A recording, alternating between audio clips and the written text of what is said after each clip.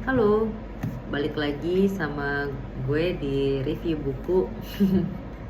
Kali ini gue akan mereview buku yang judulnya Sapi, Babi, Perang, dan Tukang Sihir karangan Marvin Harris. Ini buku menarik banget karena buku ini berusaha gitu ya mencari alasan dari yang berdasarkan dari realitas sosial terhadap suatu kebudayaan kita gitu. Kayak misalnya, kenapa orang makan sapi dan kenapa ada orang yang nggak makan sapi, kenapa orang ada yang makan babi, kenapa ada orang yang nggak makan babi gitu. Nah, Marvin Harris ini tuh bilang di bagian awal kenapa dia menulis buku ini karena kebanyakan budaya kita itu dijelaskan itu melalui hal-hal yang bersifat superstitious atau metafisik gitu ya, atau yang bersifat spiritual gitu. Kayak misalnya, kenapa orang makan sapi? Ya karena sapi halal gitu. Kenapa orang makan babi? Ya karena di agama dia dibolehin makan babi. Dan kenapa orang misalnya nggak boleh makan sapi gitu? Ya karena sapi disucikan gitu. Karena sapi itu hewan suci gitu. Dan kenapa orang nggak makan babi? Karena babi itu haram gitu. Udah, mentok di situ. Tapi pernahkah kamu kepikiran kenapa babi diharamkan gitu? Atau kenapa sapi nggak boleh dimakan gitu? Nah, Marvin Harris secara seru gitu ya, dengan serunya Marvin Harris mencoba menggelitik pikiran kita dan mencoba mencari tahu bersama gitu ya tentang alasan-alasan dari kehalalan dan keharaman tersebut gitu ya misalnya gitu ya. Dan ya sebenarnya nggak cuma sebatas halal haram aja sih, kayak ya dia juga menjelaskan cerita tentang perang gitu kayak, dan dia pun mencoba berusaha menjawab gitu kayak kenapa orang berperang gitu. Jadi semua hal dimulai dari kata kenapa gitu ya dalam buku ini. Dan buku ini tuh seru karena dia itu tuh kayak trivia gitu. Ketika kita nanya kenapa gitu, dan dia berusaha mencari tahu jawabannya gitu ya berdasarkan akar sejarahnya gitu ya, berdasarkan ya dia cari secara historinya gitu dan secara etnografinya gitu. Dan dia jabarkan di sini gitu. Ada contoh misalnya gini. Kenapa orang makan sapi dan kenapa orang nggak makan sapi gitu. Nah, bagi orang yang makan sapi, sapi itu ya kenapa orang makan sapi, karena sapi itu mudah untuk diternakan gitu. Dan sapi itu tuh ibaratnya menjadi protein alternatif sih, menjadi sumber protein gitu ya bagi suatu kaum tertentu gitu ya yang makan sapi gitu. Karena dia mudah diternakan gitu kan, mudah didapat gitu, dan tubuh kita tuh butuh protein gitu.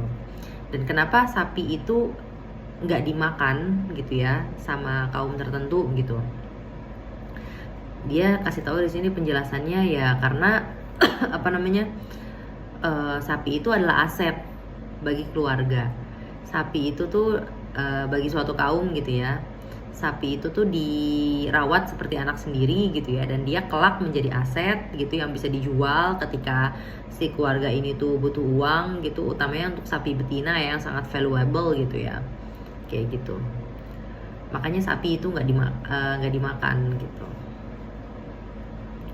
Nah, jadi menurut Marvin Harris tuh semua hal itu tuh bisa dijelaskan dan ada realitas sosialnya gitu. Nah, sebenarnya kamu boleh percaya boleh enggak gitu ya sama buku ini, karena si Marvin Harris ini pun dalam buku ini secara terbuka ya bilang kalau kamu bisa memperdebatkan ini gitu, asalkan kamu punya bukti-bukti yang kuat, yang sama kuatnya gitu ya dengan bukti-bukti yang dia sodorkan gitu. Ya menarik sih, coba aja kamu bayangin misalnya kamu lagi di tongkrongan gitu ya, terus nggak ada bahasan, terus tiba-tiba kamu menggulirkan isu gitu yang berangkat dari buku ini, kayak kamu kira-kira kenapa ya ada orang yang makan babi dan ada orang yang nggak makan babi? Kenapa sih? Apa alasan selain oh ini haram, ini halal gitu?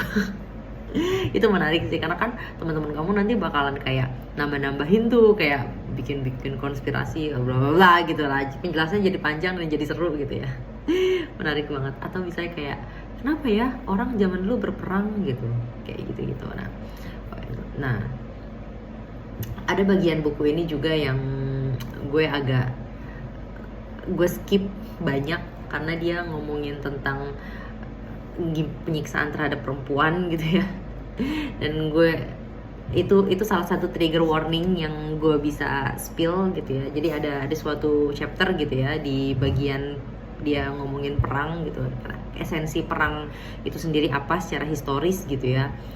Dan ada satu bagian di mana dia ngomong dia cerita tentang gimana ya, gue mau bilang genosida kepada perempuan bukan juga sih, tapi lebih kepada kayak ya sebuah bentuk penyiksaan terhadap perempuan gitu. Dan itu trigger warning banget, please be careful kalau baca. Kalau tahan silahkan baca, kalau enggak gue pun banyak nge-skip bagian itu karena sangat sadis digambarinnya.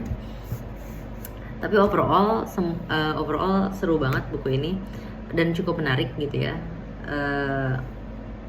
Ibroh gitu ya, atau pelajaran yang bisa gue ambil dari buku ini adalah kita tuh perlu memandang suatu hal dari banyak sisi gitu. Jadi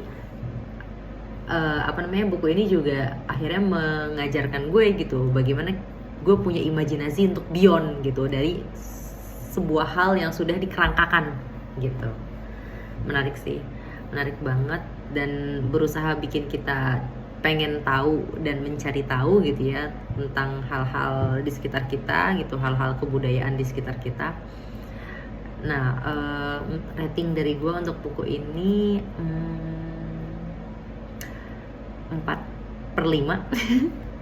Recommended banget buat dibaca dan seru. Tapi gue gak menyarankan yang baca buku ini anak belum balik gitu ya, maksudnya yang belum matang pikirannya, karena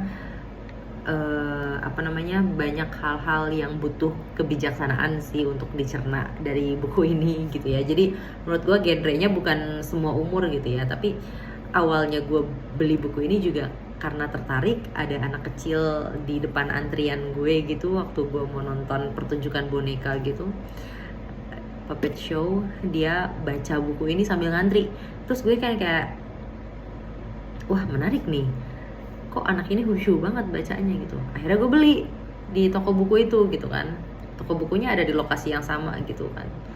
Terus pas gue beli, gue baca satu bab gitu ya sambil nunggu pertunjukan yang mulai, kayak wah Edan, ini ini sebenarnya buku nggak cocok untuk semua umur gitu ya, karena butuh kebijaksanaan dan butuh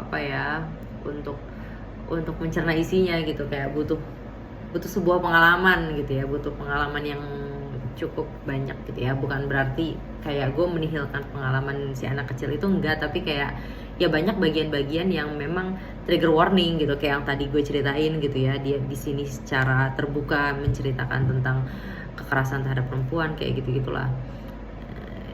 Jadi butuh sebuah kewaisan gitu ya untuk baca buku ini. Tapi overall seru banget untuk dibaca. Komen dong kalau misalnya kalian udah baca buku ini, Sapi, Babi, Perang, dan Tukang Sihir. Gimana kesan kalian baca buku ini? Bagi yang belum baca, aduh please banget beli sih. Seru banget, biar kita bisa ngobrol-ngobrol. Oke, sampai jumpa lagi di episode berikutnya, review buku selanjutnya. Dadah.